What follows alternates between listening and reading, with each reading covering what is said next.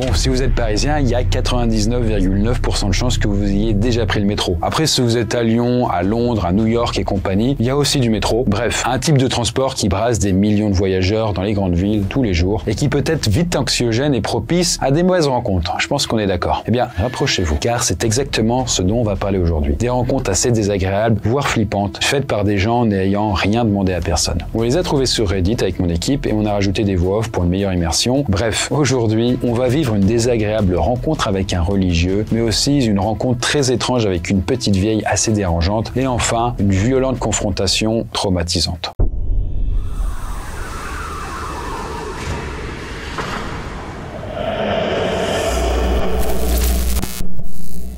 Alors cette première histoire est partagée par une personne qui a encore une fois supprimé son compte Reddit. C'est une épidémie, j'ai l'impression. Bref, on n'a pas trop d'informations sur son identité, mais on l'a appelée Jasmine. Et elle nous explique qu'elle a vécu toute sa vie à New York et qu'elle a beaucoup d'histoires à raconter. Mais celle-ci est la plus marquante. Jasmine nous dit qu'elle vivait à l'époque dans un des quartiers les plus sûrs et les plus aisés de Brooklyn, près du pont Verrazano, pour ceux qui sont déjà allés là-bas. Voilà, ça ressemble à ça. Mais elle dit également qu'elle est au moment de cette histoire au lycée et qu'avec ses potes, elle utilise de fausses cartes d'identité pour aller dans des bars. Bref, un soir, comme souvent, elle sort en ville pour aller boire un coup. Et là, elle se dirige vers la seule ligne de métro qui dessert son quartier après un gros quart d'heure de marche. Bref, la soirée se passe bien, rien à signaler. Et sur les coups de 3 heures du matin, le petit groupe décide de rentrer avec ses potes, donc tous un peu plus ou moins torchés.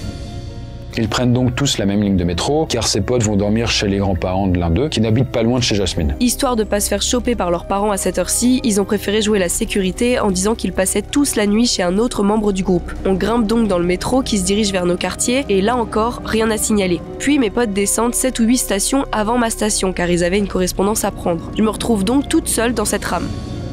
Bon, alors comme elle l'avait dit avant, Jasmine vit quand même dans un quartier très aisé et en vrai les gens n'utilisent pas trop le métro par ici. Donc en fait c'est pas si anormal qu'elle se retrouve toute seule, surtout à 7 heures, 3 heures du matin quand même. Alors visiblement à New York à 3 heures du mat il y a encore du métro. Bref, le temps passe, ses potes sont descendus depuis 2-3 stations et le métro s'arrête à un arrêt. Sauf que là, quelqu'un monte dans le wagon de Jasmine. Et c'est un homme qui porte un sac à dos noir rembourré. Et là, il s'assoit sur l'un des sièges du fond, à côté d'une publicité placardée sur le mur. Vous voyez ce genre de pubs qui sont protégées par une espèce de plaque de plexi, quoi. Tout à fait normal, quoi, voilà. Bon, Jasmine essaye de pas trop le regarder, de pas trop lui prêter attention. Chacun sa life, quoi. Mais en vrai, quand même, quelqu'un qui monte dans un métro, dans ce quartier, à 3 heures du mat, avec cette dégaine un peu étrange, c'est pas tout à fait normal. Après, il ressemble pas non plus à un sans-abri, mais juste quand même à une personne un peu débraillée et qui n'a pas l'air d'avoir pris de douche depuis quelques jours, quelques semaines. Bon, voilà. Là, Jasmine regarde juste son téléphone comme ça pour avoir l'air un peu concentré, pour essayer de pas trop jeter des coups d'œil à l'autre type. Finalement, mon attention est détournée parce que j'entends un drôle de bruit. Je le regarde alors du coin de l'œil et je vois qu'il a un gros marqueur permanent en main. Il commence alors à écrire sur la publicité, en me souriant de temps en temps, comme s'il voulait que je regarde ce qu'il griffonne. Instinctivement, c'est ce que je fais et je vois qu'il a commencé par dessiner un mec pendu entouré de plusieurs croix religieuses. Puis, il a commencé à écrire des phrases sur la publicité. La fin est proche, vous paierez pour vos péchés, le réveil est à nos portes. Alors bon, vous savez, Jasmine, c'est un peu une meuf quand même assez tolérante. Elle se dit, bon, peut-être qu'un gars qui est super religieux, il pourrait écrire ça. Elle se le dit dans sa tête, ça lui passe par l'esprit. Mais quelqu'un qui le fait dans un métro vide à 3 heures du matin, là, il y a quand même un problème. Bon, elle a pas trop d'autre choix que d'ignorer la situation, mais elle ne peut s'empêcher de regarder quand même ce mec, qui devient de plus en plus creepy. Mais alors qu'elle pensait que c'était terminé, là, ce type super religieux écrit un truc glaçant sur la pub. Vérifie bien derrière toi en rentrant chez toi. Après avoir écrit ça, il se tourne vers Jasmine et lui lance un sourire glacial. Là, à ce moment-là, elle n'arrive plus à rester calme. Mais en même temps, ça n'arrange pas, elle est à moitié encore bourrée, logiquement, et il y a ces troubles anxieux qui commencent à prendre de l'ampleur. Je décide alors de me lever et d'aller de l'autre côté de la rame pour mettre le maximum de distance entre nous, surtout que le prochain arrêt est le mien. J'essaye de me dire que j'ai juste affaire à un cinglé et que tout se passera bien, qu'il ne m'arrivera rien. Mon métro s'arrête enfin, je sors de la rame, sauf que ce type sort aussi et on se retrouve donc à 2 sur le quai. À partir de là, Jasmine se sent vraiment en danger et c'est même plus de la simple panique. Le mec, il est juste à quelques mètres d'elle, sur le quai, et il la fixe, un regard assez vide même. Il sourit même plus, c'est juste très très malsain. Là, Jasmine se met alors en marche parce qu'il lui reste de longues minutes à faire avant d'arriver chez elle. Elle accélère le pas, mais elle décide de ne pas courir non plus. Et sans surprise, les rues sont désertes, il n'y a absolument personne, et l'autre type continue de la suivre à bonne distance. Après, ces quelques minutes vont paraître interminables, d'autant plus que tout ça se déroule dans un silence absolu. Et il ne hurle même pas en fait, il la suit simplement, sans rien dire. On entend simplement ces bruits de pas. Finalement, j'arrive à proximité de chez moi et par réflexe, peut-être un peu bêtement, je décide de m'engouffrer dans ma maison. Même si du coup maintenant il sait où j'habite. En réalité, j'ai pas vraiment le choix et j'ai pas d'autre alternative pour être en sécurité. Alors toujours paniquée, Jasmine décide de pas réveiller ses parents car bon, elle sait que sa mère risquerait de faire une crise de panique si elle lui disait tout. Donc elle se dirige discrètement vers une fenêtre qui donne sur la rue. Et là, en regardant discrètement, elle voit encore le mec immobile, juste à quelques mètres de sa porte d'entrée, à fixer la porte sans rien dire. Et il va rester comme ça près de 5 minutes dans cette même position avant de finalement partir en s'enfonçant dans l'obscurité. Et Jasmine termine son témoignage en disant qu'elle n'a aucune idée de ce que ce mec lui voulait. Pourquoi il l'a suivi à la sortie du métro? Pourquoi d'ailleurs il l'a suivi jusqu'à ses ailes pour finalement partir? D'ailleurs, est-ce qu'il y a une chance qu'il revienne? Bon, ça on ne sait pas, en tout cas elle n'a pas témoigné suite à ça. D'après elle, c'était simplement un mec un peu dérangé, qui souffrait peut-être d'une maladie mentale, qui avait peut-être mis tous ses espoirs dans la religion, on sait pas. Elle se dit que peut-être c'était juste un mec un peu foufou, qui avait peut-être un peu picolé, mais qui avait pas de mauvaises intentions, on sait jamais quoi. Bon, en tout cas elle n'a pas eu de problème. Et pour cette deuxième histoire qui se déroulera cette fois-ci de jour, il y aura beaucoup de monde, mais ce sera tout aussi traumatisant. Je vous laisse la surprise.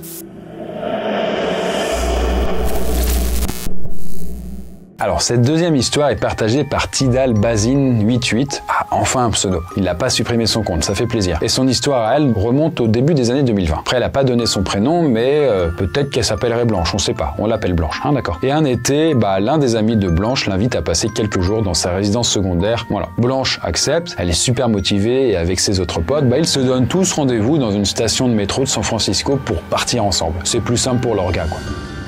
Alors bon, comme il s'agit que d'un voyage d'un week-end, Blanche a foutu toutes ses affaires dans un sac à dos auquel elle a accroché un sac de couchage. Tranquille, j'aurais fait pareil. Bref, après quelques minutes dans le métro, à attendre, elle est sûre qu'à cause de cette dégaine un peu trop roots, on va dire, il y a beaucoup de gens qui l'ont prise pour une vagabond, un peu une clodo, on sait pas trop quoi. Du coup, elle se dit peut-être que ça la rend plus accessible, peut-être plus vulnérable, ou ce que vous voulez dans ce genre-là. C'est vrai que lors de ce voyage en métro, j'ai fait plus de rencontres bizarres que jamais auparavant. Je me suis fait draguer par un mec qui avait 3 fois mon âge. Je me suis fait hurler dessus par un sans-abri qui me demandait l'heure. Bref, un vrai plaisir. Mais la rencontre la plus bizarre de ce jour-là, et probablement de toute ma vie, ça a été celle de cette dame, en blouse d'hôpital, qui s'est approchée de moi alors que j'attendais sur le quai pour changer de métro. Après, Blanche nous précise, elle n'est pas du tout à juger les gens qui ont des troubles mentaux. En vrai, la plupart de ses potes sont quand même dépressifs d'une manière ou d'une autre, et c'est elle qui le dit. Donc en vrai, ça va. Elle est assez tolérante sur tout ça. Pourtant, lorsque cette femme, avec une blouse d'hôpital et un bracelet d'hôpital, s'approche d'elle, son esprit pense directement à des films d'horreur où des personnes s'échappent d'un asile. Et là, dans le cas présent, même si elle ne le sait pas encore, elle n'est pas si loin que ça de la vérité. Bon, elle nous donne un peu plus de détails sur cette femme, déjà à commencer par le fait qu'elle est physiquement intimidante, parce qu'elle est assez grande, assez large quoi, à côté un peu buffet quoi. Alors Blanche précise pas la taille qu'elle fait, mais l'autre nana, l'infirmière on va dire, elle fait au moins facilement 15 cm de plus. Et elle doit peser 30 kg de plus que Blanche, au bas mot. Et ce qui marque le plus Blanche, c'est quand même la pilosité faciale de cette vieille femme, ce qui va mettre Blanche encore plus mal à l'aise. Quand elle a commencé à s'approcher de moi, j'ai regardé désespérément mon téléphone et j'ai essayé de faire comme si j'étais n'importe où ailleurs, en espérant qu'elle se dirigerait pas vers moi. Bien sûr, ça a rien donné et elle s'est assise juste à côté de moi. Elle m'a d'abord demandé si elle pouvait emprunter mon téléphone, mais je voulais vraiment pas laisser cette personne l'emprunter. Non seulement j'ai besoin d'économiser de la batterie pour retrouver mes amis, mais il y a récemment une série de vols de téléphone dans la zone. Bref, en tout cas, hors de question pour Blanche de prendre le risque de voir son téléphone s'envoler. Alors bon, elle lui sort une petite excuse, genre elle a plus trop de batterie et tout, en espérant que ça suffise à décourager la fameuse infirmière normande. Sauf que malheureusement son refus n'a pas fonctionné et donc l'infirmière se dit d'accord, elle en profite pour taper la discute. Là elle demande à Blanche si elle voyage, plutôt logique vu qu'elle se trimballe avec un gros sac à dos et un sac de couchage. Là Blanche lui répond que oui, mais en restant vague. Sauf que l'infirmière insiste, l'infirmière, vous avez compris, c'est peut-être pas une infirmière, elle veut savoir où Blanche s'en va. Bon, Blanche, comme elle est pas super douée pour mentir, à un moment elle se dit je vais lui raconter. Et elle lui dit ce qu'elle a prévu pour le week-end. Bref, la fausse infirmière continue de lui tenir la jambe et sans transition, elle explique à Blanche comment elle s'est retrouvée dans un établissement psychiatrique. Là, la raison, elle a fracassé son mari à l'aide d'un combiné de téléphone après une petite dispute. Un peu too much, ouais. Bon, en tout cas, Blanche est d'un coup très heureuse de ne pas avoir prêté son téléphone parce que ça aurait peut-être pu finir de la même façon, on sait pas. Mais le problème, c'est que Blanche est comme un peu prisonnière de cette conversation. Et elle essaie de désamorcer la situation en sympathisant avec elle, en parlant de son horrible ex-mari, par exemple. La discussion continue encore et encore, et elle me demande à nouveau de lui prêter mon téléphone pour me montrer une vidéo sur un site qui s'appelle World Best Gore Video, ou un truc du genre. Mais ça vous donne une petite idée de ce qu'on pouvait trouver dessus. Et là, elle me dit ensuite qu'elle est fan d'une vidéo en particulier qui montre un homme se faisant écraser la tête par un char d'assaut. Alors sans trop de surprise, c'est pas vraiment une vidéo que Blanche avait envie de voir, et encore moins avec une femme qui vient de dire quelques instants plus tôt qu'elle a défoncé son mari avec un téléphone. Alors Blanche se sent quand même vachement pris au piège, mais heureusement, peu de temps après, son métro arrive à quai et là elle monte à bord. Sauf que bon, l'autre dame, l'infirmière, elle monte également, et elle décide de la coller. Là, elle continue d'essayer de discuter avec Blanche pendant tout le trajet. Et elle veut vraiment pas la laisser tranquille. Bon, Blanche essaye quand même de lui taper la discute pour pas paraître impolie et de pas la mettre en colère, surtout. Il y a beaucoup de téléphones tout autour d'elle, elle se dit ça peut vraiment déraper. Parce que en vrai, elle commence vraiment à avoir peur pour sa vie là. Mais bon, elle essaye quand même de faire comprendre au fur et à mesure du temps qui passe que ça la met mal à l'aise, mais la fausse infirmière, elle a pas l'air de comprendre. Elle lâche rien et elle continue de parler encore et encore. Bref, quelques arrêts plus tard, la fausse infirmière se lève enfin pour sortir du métro. Elle me dit à ce moment-là qu'elle va voir son nouveau petit ami et qu'elle voulait l'appeler pour le prévenir. Raison pour laquelle elle a voulu emprunter mon téléphone. En tout cas, j'espère sincèrement que ce nouveau petit copain n'existe pas. Bon, en tout cas, après ça, Blanche a encore quelques stations de métro, elle rejoint ses amis, et là, tout se passe bien, on va dire. Mais elle reste quand même assez marquée par cette expérience. On imagine qu'elle leur a bien expliqué tout ce qui s'est passé, ça faisait une belle anecdote. Mais bon, elle avait vraiment, à ce moment-là, fait tout pour que cette fausse infirmière reste calme, on va dire. Elle avait bien conscience qu'il y avait quand même des bons soucis mentaux sous-jacents et que tout n'était pas encore résolu. Enfin, l'hôpital psychiatrique n'avait pas complètement fait toute son œuvre, on va dire. Et bon, vu comment elle était sapée, avec sa blouse, il est possible qu'elle se soit échappée, voilà. Mais bon, passons à un petit cap supérieur avec notre dernier récit, où une New-Yorkaise va enchaîner beaucoup de malheurs.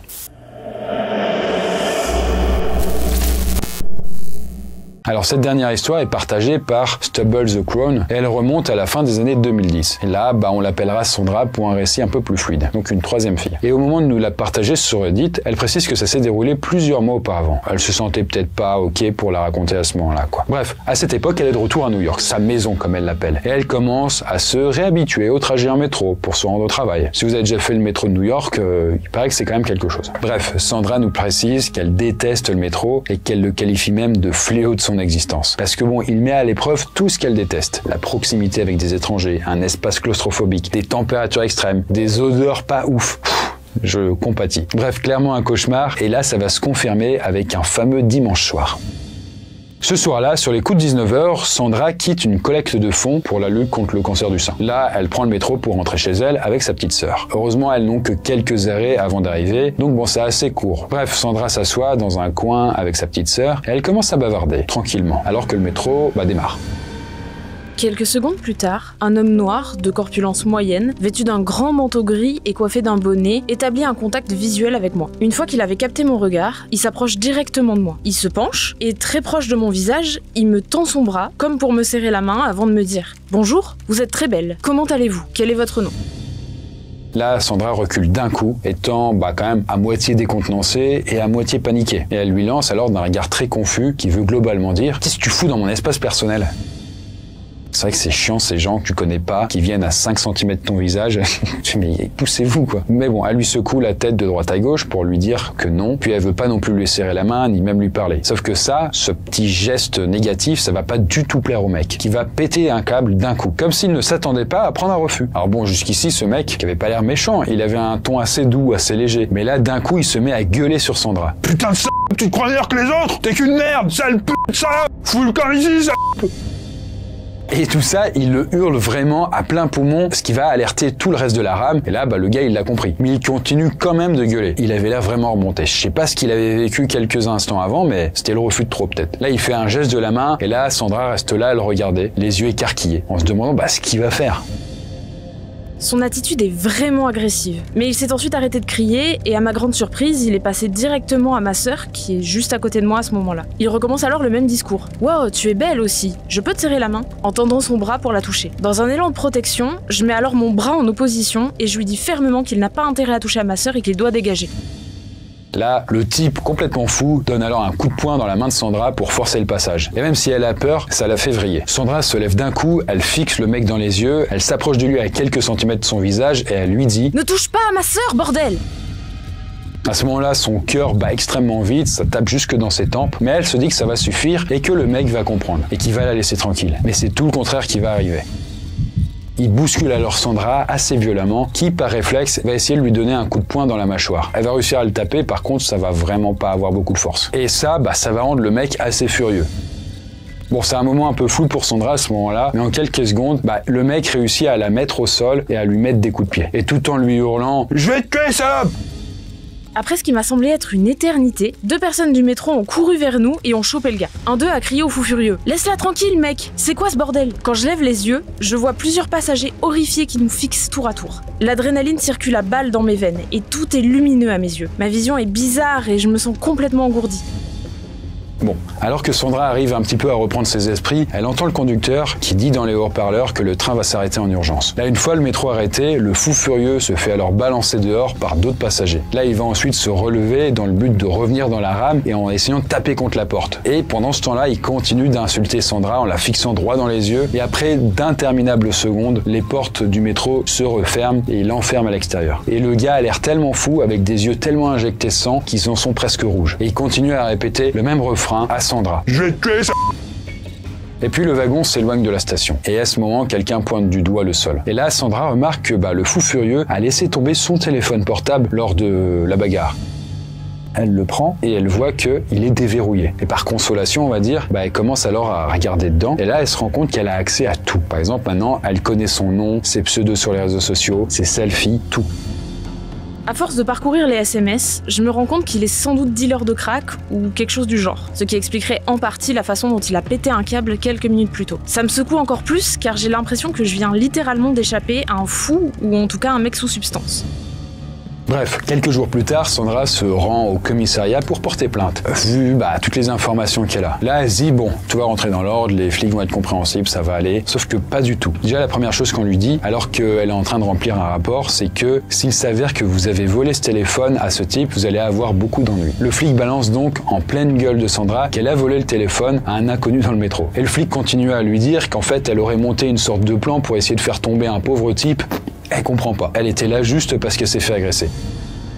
Bref, elle essaye de garder son calme et elle explique que de toute façon, elle a le nom du mec, donc ils ont qu'à regarder. Et là, la seule réponse qu'elle reçoit du flic, c'est que ils ont déjà trouvé plusieurs personnes qui ont le même nom dans le système. Je leur dis alors que j'ai toutes les informations spécifiques dont ils auraient besoin dans le téléphone. Le flic m'a alors répondu que ces informations ne peuvent pas être utilisées parce qu'elles n'ont pas été obtenues grâce à un mandat. Ils finissent par me confisquer le téléphone portable et rien de plus. Alors du coup, dégoûtée, vous imaginez bien, Sandra repart chez elle avec, comme seul souvenir, une énorme ecchymose sur sa cuisse qui avait triplé de volume depuis. Bon, les mois passent et quelques temps plus tard, un officier se rend chez Sandra avec des photos d'hommes noirs à l'apparence extrêmement similaire. Bon, en tout cas, là, aucun n'a pu être identifié avec certitude comme étant son agresseur. Mais bon, ensuite, elle n'a plus entendu parler de lui, ni même par l'espèce de crainte qu'elle a déposée ou même sur les réseaux sociaux. Et parfois, Sandra se demande ce qui se serait passé si cet épisode qu'elle avait vécu s'était passé de nuit, alors qu'elle aurait été seule. Peut-être que là, le gars complètement fou aurait réussi vraiment à arriver à ses fins, on va dire. Et bien voilà du coup pour ces histoires sur le métro. Alors je sais pas si c'était votre cas, mais c'est vrai que comme on a tous probablement vécu déjà des expériences dans le métro, parce qu'on a pris le métro, moi j'ai vécu 26 ans à Paris, je l'ai pris des milliers de fois, il nous est tous arrivé peut-être certains événements un peu bizarres ou ce genre de choses. Enfin voilà, racontez-nous vos propres expériences, ça peut être marrant, et enfin marrant ou pas en tout cas. Et nous on se dit à la prochaine vidéo. Bonsoir.